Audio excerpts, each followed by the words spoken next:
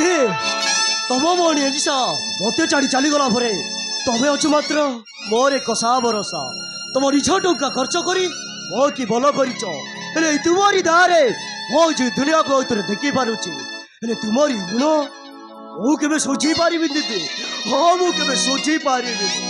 अमर मो स्वामी को भूल पाई तुम आज बेसारा ही बुलुच तेणु तुम आखि भल करवा मो कर्तव्य थिला अमर। କିନ୍ତୁ ଏତେ ଗୁଡ଼େ ଟଙ୍କା ପାଇଲୁ କୋଉଠୁ? अमर मो स्वामी जो अन्याय कर टका रखिथिले सेही टका मु चोरी आनी तुम आखि भल करछ अमर। अने से जयशाली मिशे ମୋ ସଂସାରକୁ ବରବାଦ କଲେ, ଏବେ ଜମିଦାର ଘର ଲୋକକୁ ବି ବରବାଦ କରିବା ବସୁଛନ୍ତି। ତେଣୁ ମୁଁ ସେଇ ବଡ଼କୁ ଛାଡ଼ିବିନି ଦିଦି, ହଁ ମୁଁ ଛାଡ଼ିବିନି। ସେଇ ଯମୁନେନ୍ଦ୍ର ମାଉସୀ କହିଦେବେ।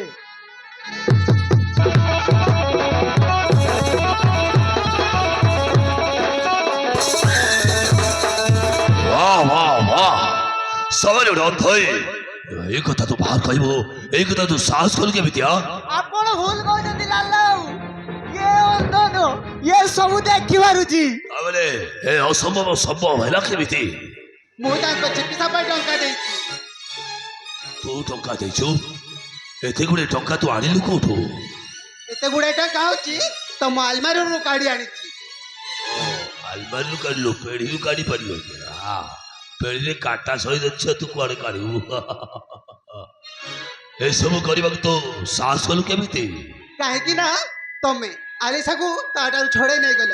ବିଚାରା ଅନ୍ଧ ଏ ବଞ୍ଚିଥାନ୍ତା କେମିତି? ଓ ଭଲ କରିଦେଲୁ ମାନେ ଏବେ ଦେଖାଯିବ ସେ ବଞ୍ଚିବ।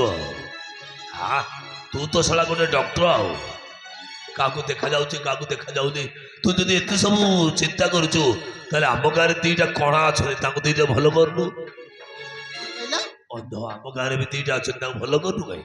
ଟଙ୍କା ଦଉନ ମୁଁ ଭଲ କରିବି। ଓ ଟଙ୍କା ମୁଁ କରି ଦେଇଥିଲି, ତାକୁ କେମିତି କାଢିକି ଦେଲୁ? ଯେମିତି ହେଲେ ତାକୁ ଭଲ କରିବା ନିହାତି ଦରକାର। ତମେ ତ ତାକୁ ଛଡ଼େଇ ନେଇଗଲେ ନା। ହଁ ସେଇଥିପାଇଁ ପରା ତୁ ତା ସହିତ ସେଠି ଯାଇକି ରହିଲୁ। ଆଉ ମୋତେ ଲାଗୁଛି ତୁ ମୋ ସ୍ତ୍ରୀ ନା ତା ସ୍ତ୍ରୀ ବେ? ତମେ କଣ ଜାଣିନା ମୁଁ କାହା ସ୍ତ୍ରୀ? କା ସ୍ତ୍ରୀ? ମୁଁ ହଉଛି ଲାଲା ବସନ୍ତିଆ ସ୍ତ୍ରୀ, ଓହୋ ମୋ ସ୍ତ୍ରୀ। ଓ ମାନେ ମୁଁ ନିଜେ ଲାଲା ବସନ୍ତିଆ ମଉସା? ତାମାନେ ମୁଁ ନିଜେ ଲାଲା ବସନ୍ତିଆ, ତମେ ଲାଲା ବସନ୍ତି? ତାମାନେ ସେ ହଉଛି ମୋ ସ୍ତ୍ରୀ। ମୁଁ ଭାବୁଥିଲି ତୁ ଶଳା ଗାଁ ସାରାର ସ୍ତ୍ରୀ ବୋଲି। ଆଉ ଭଲ ଭଲ ଲୋ ତୁ ଭଲ।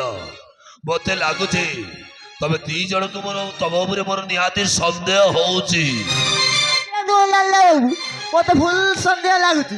ଏ ଲାଲା ବାବୁ ତମେ ତ କାମ ଧନ୍ଦା ପାଇଁ ବାହାରେ ରହିଲ, ଏମାନେ ଦି ଜଣ ଘରେ ଫୁଲ ମଜା ମାରିଥିଲେ। ଏଇ କଥା କହିବାକୁ ତମ ଗୋଟେ ବି ଲାଜ ହେଲା ବୋଲେ? ଆମେ କାହିଁକି ଲାଜ ଲାଗିବ ଭାଇ? ସତ କଥାଟା କହିବାକୁ କାହିଁକି ଲାଜ ଲାଗିବ? ମୁଁ ଜାଣି ସାରିଛି ତମେ ଦି ଜଣଙ୍କ ଭିତରେ ପାପ ସମ୍ପର୍କ ଅଛି। ଏବେ ମୁଁ ପୁରା କ୍ଲିୟର ହେଇସାରିଛି, ଦି ଜଣ ଭିତରେ ନିହାତି ପାପ ସମ୍ପର୍କ ଅଛି। ତେଣୁ ତମେ ଦି ଜଣ ନିହାତି ପରିବ ହାରାମ ସାଧି। ମୁଁ ତୁମକୁ ହାତ ଯୋଡୁଛି, ୟା ସହିତ ମୋର କିଛି ବି ସମ୍ପର୍କ ନାହିଁ। ଅମର ମୁଁ ଆଜି ଦେଖୁଛି ଇଏ ମଣିଷ ନୁହଁ, ଇଏ ଗୋଟେ ଅମଣିଷ ରାକ୍ଷସ। ସେଇଥିପାଇଁ ଆମ ଭାଇ ଭଉଣୀ ପବିତ୍ର ସମ୍ପର୍କକୁ ଏମିତି ବାପ ଆଖିରେ ଦେଖୁଛନ୍ତି। ଚାଲ ଅମର, ଏମାନେ ସବୁ ଯୋଉ ସବୁ ଅନ୍ୟାୟ କାମ କରୁଛନ୍ତି ଏସବୁ ଯାଇ ଅମରେନ୍ଦ୍ର ପାଂଶୁକୁ କହିଦେବା। 5-6 ମାସ ଜେଲରେ ରହିଲେ ସବୁ ଗୁଣ୍ଡାଗିରି ନିଶା ମୁଣ୍ଡରୁ ହଲେଇଯିବ। ଚାଲ ଯିବା। ଚାଲ।